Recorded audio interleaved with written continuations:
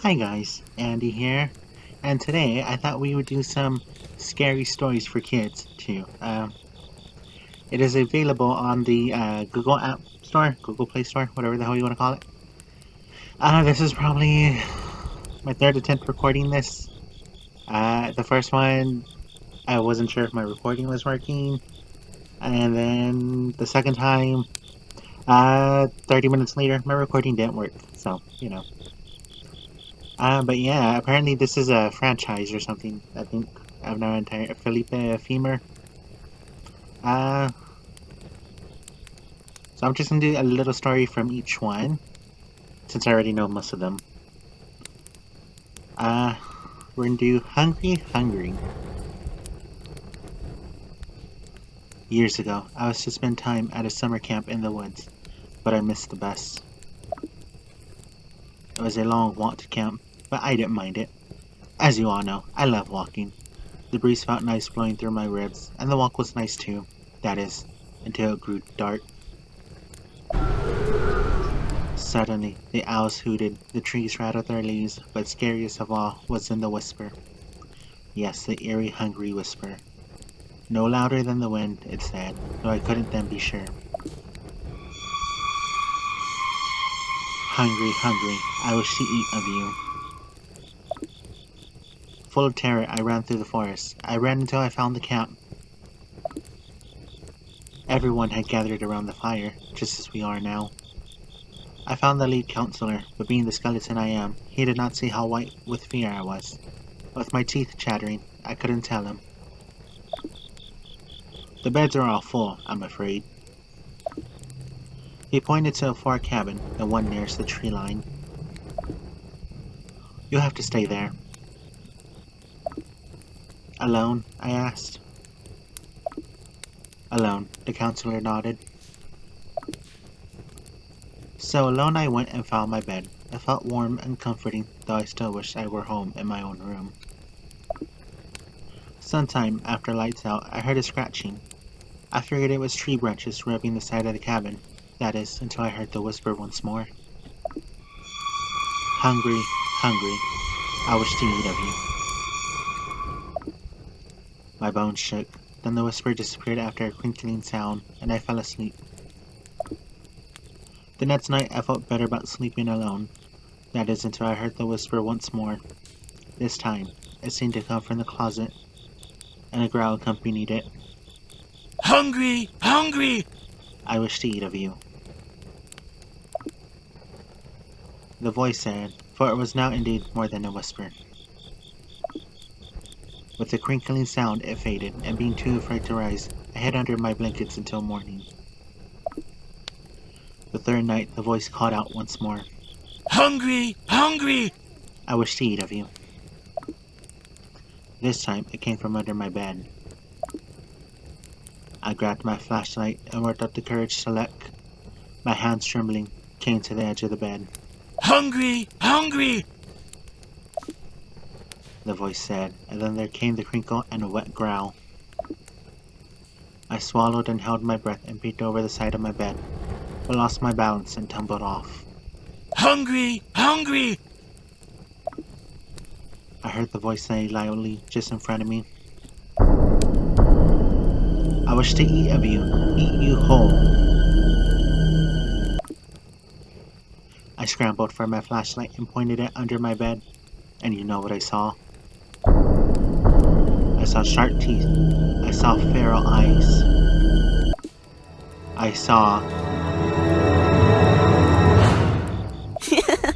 Gummy before he lost his teeth. With a crinkle, he unwrapped and ate the last of his slender, tender meat stick. Oh, man. You really had me going there, Felipe. Ha ha! I forgot all about that. Hungry, hungry, I wish to eat of you. I might be worried if you didn't have all of those tombstones and other snacks to fill you up. Okay, that ends, let's see. The others are really cute. Okay, let's do Gummies. The Hand That Feeds, that's my favorite one that I've read so far. Don't ever bite the hand that feeds, or else everything's most foul. Green and slimy things and centipedes that will make you want to howl.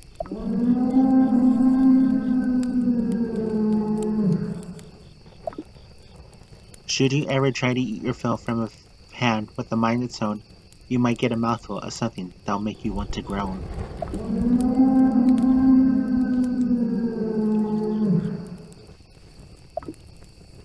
The hand might feed you some nasty things, like vegetables, rotten, not fresh. That's how you know it's not your muscles writhing beneath your flesh.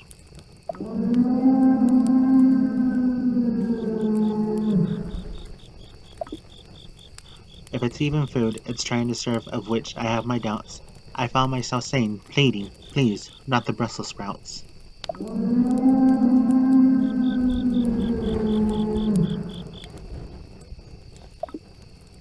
Don't ever bite the hand that feeds, for it might feed you guts or a brain. If you need some fiber, it might force some wood down against the grain.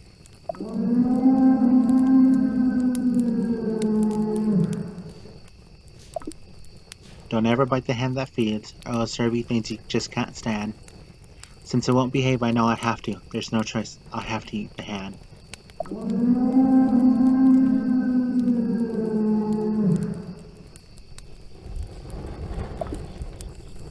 With the bones and nails, the hand is quite the disgusting meal. The fingers claw all the way down, plus there's all the pain you have to feel.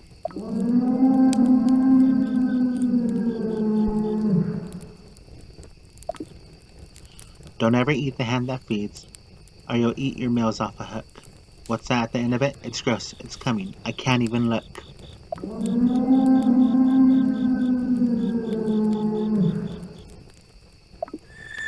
Creepy. Idle hands. His hands are hardly idle. With all those nuts, I don't think I've seen them empty all night. With good reason. You might want to twiddle your thumbs, Wesley, or you risk having to eat Brussels sprouts later. Perhaps you're right. Pass a great goblet my way. Okay, that ends Gummies section. Like I said, they're all really cute. This is really cute. I'm glad I came across it last night. Let's go with Rennie. Okay, Felipe and Gummies are the only one that I read last night. I want to go with the library is an awfully quiet place. The library is an awfully quiet place. It is for an awfully good reason. See, there's a wicked old librarian who thinks of loud noises as treason.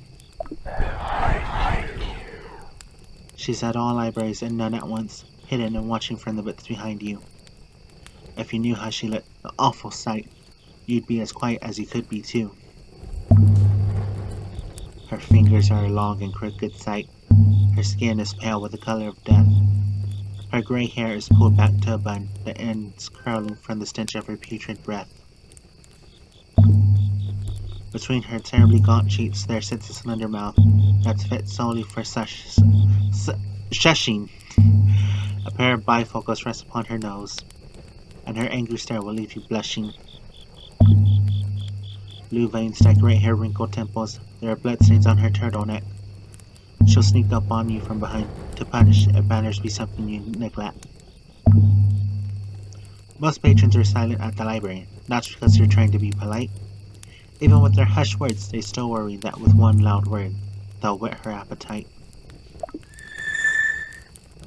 Every so often there's a loud child, still, who doesn't know the library's terror. Those unaware of the creepy secret and the greatness of their noisy error. If the kid were to yell, the librarian might come to pluck out their noisy tongue. If she found them stopping, she'd have no issue taking the feet and legs of the young. So, if you hear a shh, you better hush, for she's close by, and in need of something, too. The librarian could use a neat bookmark, and a stomping foot or tongue would do. How creepy. I'll remember to be quiet at the library.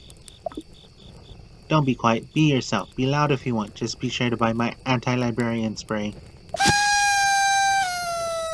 This is just water and lemon juice.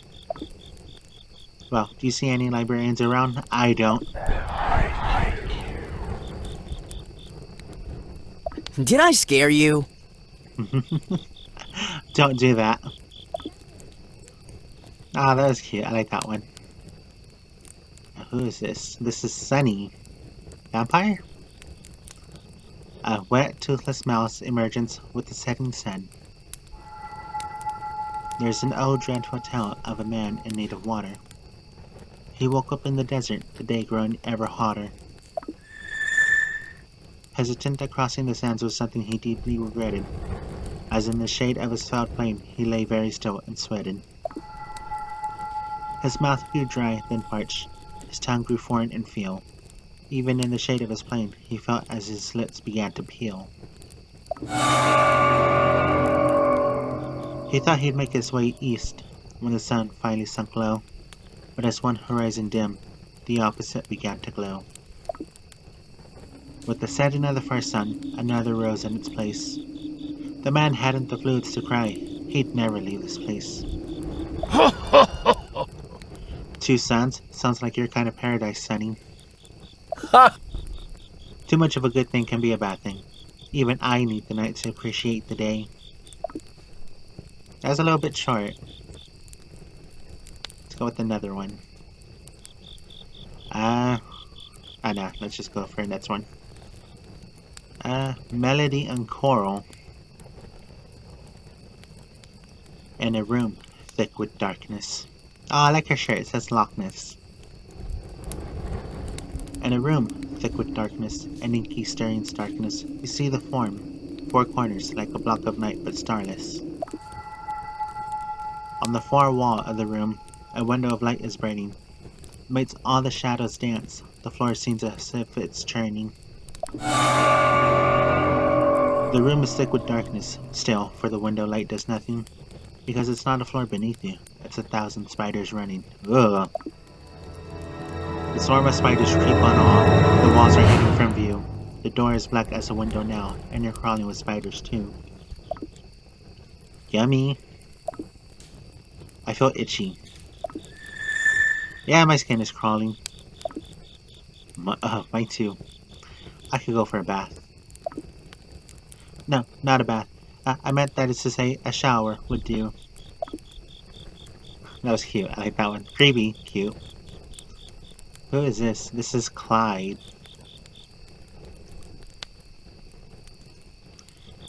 The whisper in the walls. Because that sounds... Some of those sound eerier, and I always think they're gonna be good.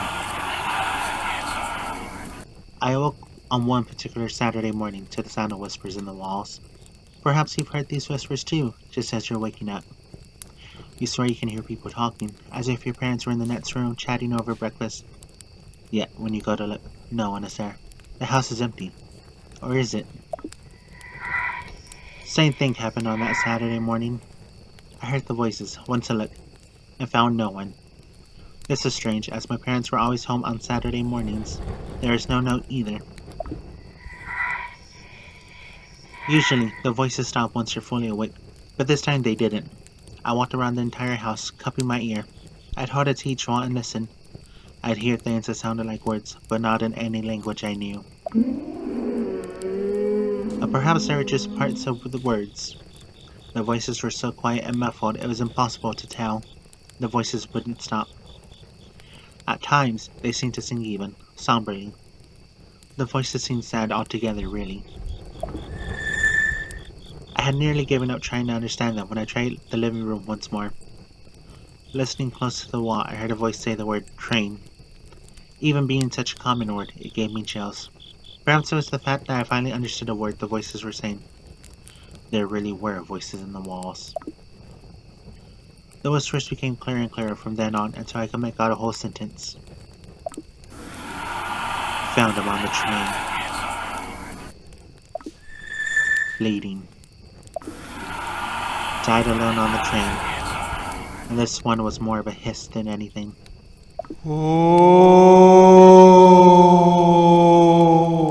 He was such a good boy, the other voices moaned and wept.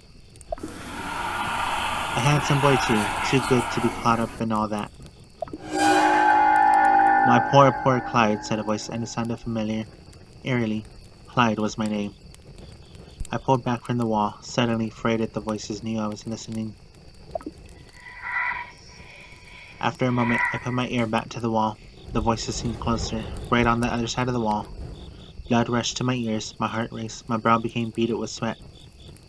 I lay back on the couch but could still hear the whispers. The voices were uncomfortably close now. I closed my eyes to focus on listening. "Hello?" I said at the wall. Though afraid, I thought I'd try to get to the bottom of the mysterious voices. The voices stopped. "Clyde," said a mournful voice with a quiver. So familiar, this voice. Yes, I knew that voice. It was my mother's. This only added to my confusion. Did they have a secret room in the wall? Were the voices traveling through the pipes? My mother said, "I heard Clyde." "It was only the house creaking," said another. This voice belonged to my father. The walls whisper sometimes. Trick of the mind. It was Clyde, my mother insisted. I heard a creak then. Looking up, I saw that the roof of the living room was being lifted off, as if hinged at one side. Only it wasn't a roof. It was the lid of a coffin I was laying in. I couldn't explain it. I'd gone from being on the couch to being in a coffin, yet still I lay in the living room. Looking up, I saw my father, as he said, "But Clyde's right here."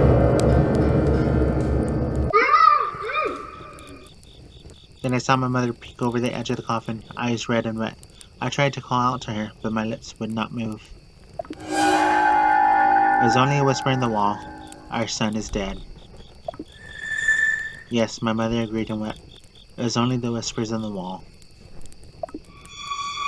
I never got to speak to them again. You see, I died on a train. Never really got off until I had passed the final mortal stop and pulled into Tombstone. Then I met all of you. I hear the whispers in places other than the walls, like from the TV, and radio static, and the wind in the trees, and from inside my head, and the bathtub. Wait, what were you saying, Felipe? Inside your... I hear those whispers sometimes too. Sometimes it's as if they're right.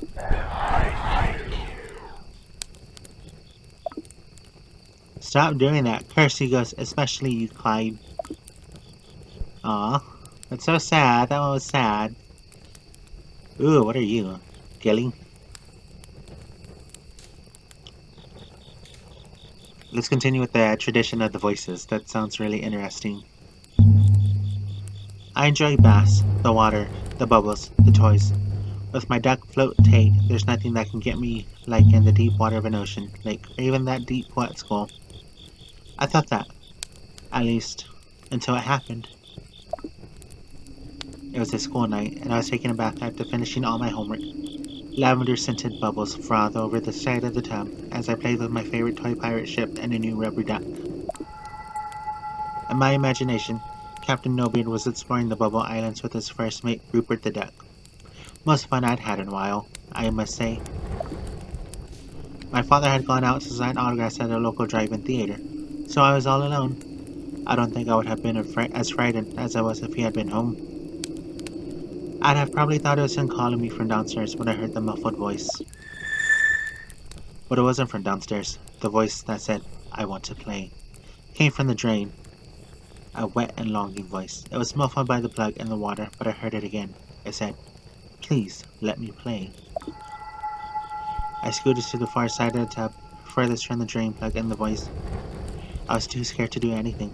The smart thing to do would have been get out of the tub and hide under my bed covers, but I stayed in the cooling water. "I know you can hear me," the voice said. "I want to play too." Finding I worked up the courage to speak, I said, "Where are you?" It was a more important question at the moment. More important than asking who it was beneath the drain plug. "Down here, silly," said the muffled voice. "Shh, don't tell Mommy." "Down where?" I looked searching madly for a speaker or some other explanation for the voice. Surely this voice was not in the drain. It was then that I heard the stretching along the bottom of the tub. "Come play," said the voice, and it sounded scary now. Like a fountain of water came out of its mouth when it spoke instead of air. "I'm done playing," I said. "Who are you?" "Why, "Aunt Tommy," said the voice, thick with water. "Mommy didn't like me playing in the tub." The scratching at the bottom of the tub moved towards the drain plug. After a moment of quiet, the drain plug moved up. The thing under the tub was poking it. Poke, poke, poke. I wanted to rush over and push it back down, but I was frozen in terror. Water suddenly started rushing down the drain. Captain No-Beard steered the ship into the whirlpool and disappeared down the drain. Rupert the rubber duck followed. After the water had drained completely, I stood up. It appeared the owner of the voice had disappeared just as quickly as it came. I grabbed my towel to dry off. Then I heard the squeak from Rupert. Squeak, squeak, squeak. My heart dropped into the pit of the stomach. "We haven't finished playing yet," said the voice, and it was clearer now that the water was gone. "Mommy didn't like me playing." "Maybe we shouldn't play then," I said, and since the voice cared very much what its mother thought, I said, "Mommy would like that." "No, Mommy doesn't like playing," the voice said sadly. "Is Mother there?" "No." "Then we can play." I moved closer to the drain and peeked down it. I saw blackness and the faint shine of light reflecting off water, and an eye. Yes, an eye was looking up at me. "What if she catches us?" I said, very much not wanting to play with the thing beneath the tub. I thought if I scared the owner of the voice into thinking its mother would find out, it would just leave me alone. "You have gills," the voice said. "She can't drown you if you have gills, and she can't kill me twice, so you can play all night." "She drowned you?" "She didn't like me playing in the tub," the voice sobbed. "Wait," the voice paused as if it heard something. I too heard something, the front door. Perhaps it was my father, perhaps the voice's mother. The voice said, "Mommy says go to bed. I'll give your toys back next time you take a bath." And with this, it was gone. I took showers from then on. Sounds like you have a real fear of the water, mate. Water and what's in it. Glad I don't need a tub to give myself a bath. Agreed. Yes, agreed. Should we ask Dale? Spray baths, only $17.99 a bath. So that my. So no, we shouldn't have. $16.99 Dale. No, $16.98. So who's next? I wonder who is next. Okay, who do we got? We got Oscar, who looks like a very muscular magician. Wesley is a cat, apparently. Dale is an obvious... He's obviously tweaked out. And then the last one is Joe. I'm assuming. Yeah, that's the last one. But yeah, this has been quite some time. It's been going on for like 20 minutes already. I hope you enjoyed this. I quite enjoyed it. I'll leave a link if you want to read the rest. Trust me, you really do want to read the rest. It's quite cute. I'll see you all in the next video. Have fun, be safe, and enjoy yourself. Bye for now.